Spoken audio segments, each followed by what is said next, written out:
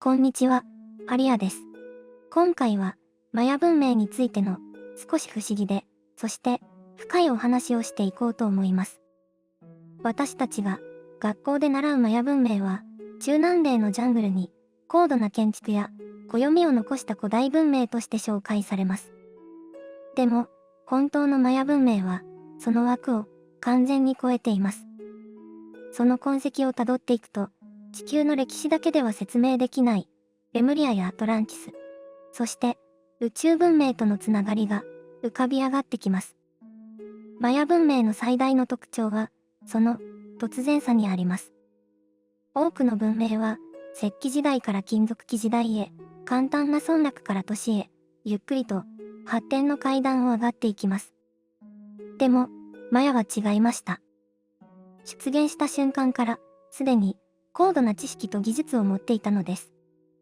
暦は完成され、天文学は精密で、建築は複雑。まるで、どこか別の場所から移植されたかのような文明でした。遺跡を調べても、未発達の段階がほとんど見つかっていません。これは、地球の文明史の中でも異例のことです。こうした突然性は、マヤの神話にも現れています。彼らは、天から降りてきた教師たちが知識を授けたと伝えています。この言葉は、比喩ではなく、具体的な存在を示しているように思えます。その教師の特徴や伝えられた知識の性質を調べると、プレアデスやシリウスとのつながりを連想せずにはいられません。では、マヤの知識はどこから来たのでしょうか。その答えは、地球のもっと古い物語、レムリアとアトランティスにあります。マヤ文明を理解するためには、まず、この2つの文明の流れを見ていく必要があります。レムリアは太平洋に存在したとされる最古の文明です。そこでは物質よりも精神性が重視され、人々はテレパシーで意志を交わし、自然と調和しながら暮らしていました。レムリア人たちは地球の周波数を読み取り、自然と同調することを得意としていました。そこでは、時間は直線ではなく、緩やかな波のように流れるものとして理解されていました。この時間を波として感じる文化は、後のマヤ文明にも強く受け継がれることになります。やがて、レムリア文明が衰退し始めると、一部の魂たちはアトランティスへ移りました。アトランティスでは、レムリアの精神性に加えて、科学技術が急速に発達しました。特に、クリスタル技術やエネルギー制御、そして時間の周期を読む技法は高度に進化していきました。アトランティス人は天体の動きと意識の変化に深い関連があることを理解していました。彼らの研究は後にマヤ文明が完成させる暦の基盤にもつながっていきます。しかし、アトランティスはその力をコントロールしきれず、滅亡の道をたどりました。文明は海に沈み、多くの知識が失われたように見えましたが、その本質は消えていませんでした。アトランティスの崩壊を予見していた一部の人々は、知識を守るために各地へ移動します。その一つが中南米の大地でした。彼らの一部がマヤ文明の始祖となったと言われています。レムリアの精神性とアトランティスの科学、この二つを受け継いだのがマヤ文明だったのです。だからこそ、マヤは突然、完成された文明として姿を現しました。それは自然な流れの中で育った文明というより、目的のためにデザインされ、配置された文明でした。そして、マヤ文明が持っていた知識のもう一つの源は、宇宙文明との接触でした。マヤの神話には、光の衣をまとった存在が空から降りてきて、都市の作り方や時間の読み方を教えたと記されています。これは地球上の多くの文明に共通する神話ですが、マヤの場合はその具体性が際立っています。光をまとい、音や波動を使って物を動かし、天体の動きを読み解く。これらは地球外文明特にプレアデスとシリウスが古代から関わってきた特徴と一致します。プレアデス文明は波動と調和の知識に優れていました。彼らは物質を塊ではなく波として捉える視点を持っていました。この考え方はマヤの時間を意識の波として理解する思想と深く結びついています。一方、シリウス文明は形と構造の専門家でした。彼らは宇宙の法則を体系化し、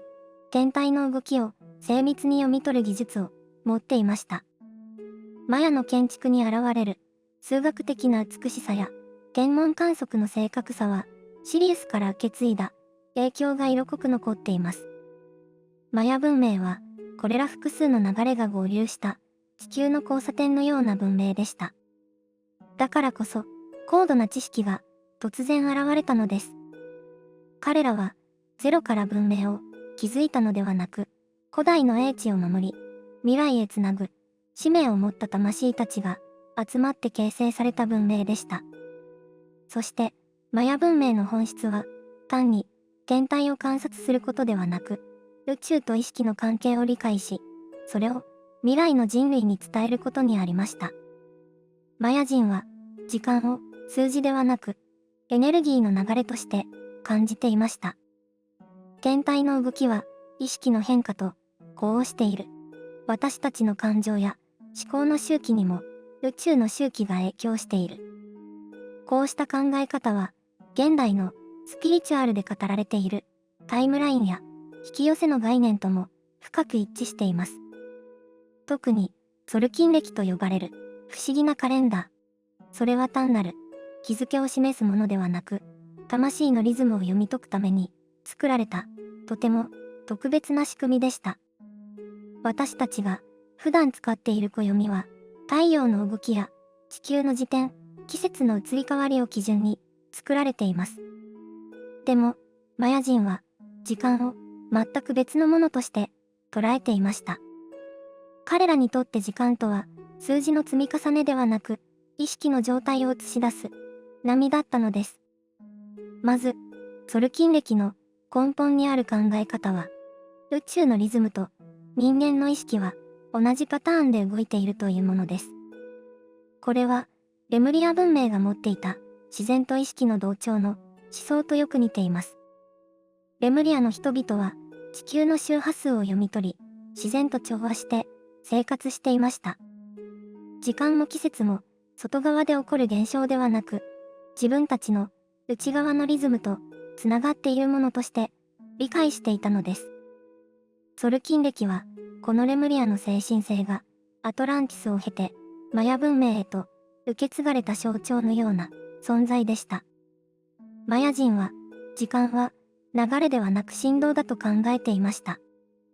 この振動は宇宙全体に広がっており、天体の動きも人間の意識もその振動の一部として存在しています。ソルキン暦は260日のサイクルで構成されています。なぜ260日なのか。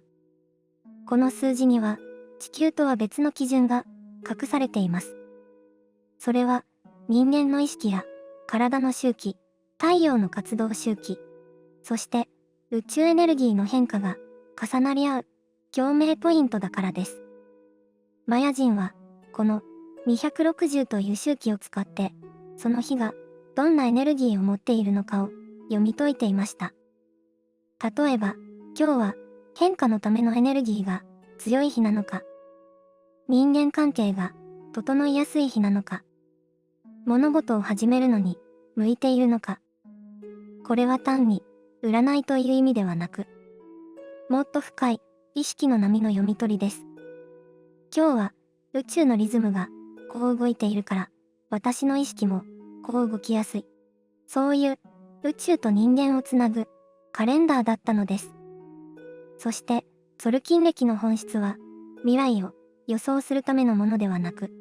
むしろ自分がこの周期のどこにいるのかを理解するための装置でした。波のどこにいるかが分かれば、自分に何が起きやすいのか、どう行動すればいいのか、